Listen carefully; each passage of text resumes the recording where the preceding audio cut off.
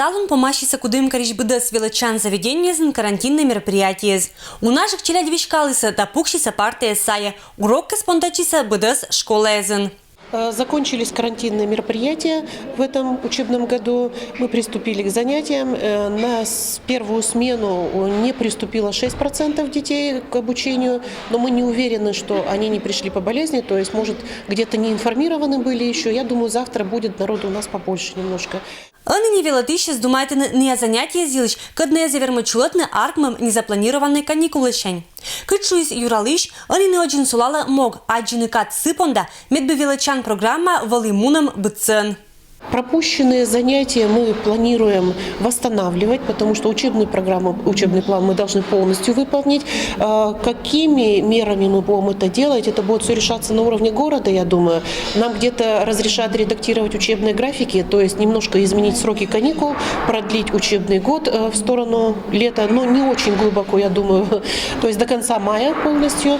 И где-то, возможно, мы задействуем субботние дни.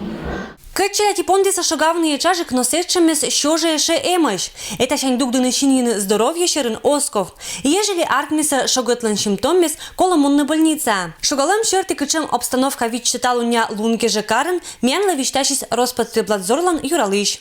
Пока еще говорить о снижении заболеваемости рано, потому что по сравнению с предыдущей неделей у нас отмечается рост где-то на 10% общей заболеваемости на всех территориях практически. Но меньше всего у нас задействовано в эпидемическом процессе это территории Юсвинского и Юрлинского района.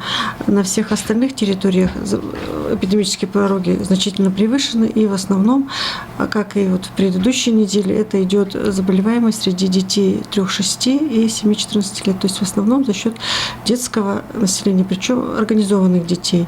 Зарегистрировано на территории Кудымкарского района 5 случаев гриппа, но пока они лабораторно не подтверждены, просто пока клинически поставлены. То есть еще рост идет, эпидемический процесс, я думаю, у нас пока еще продолжается, и снижение, думаю, еще на следующей неделе вряд ли будет еще.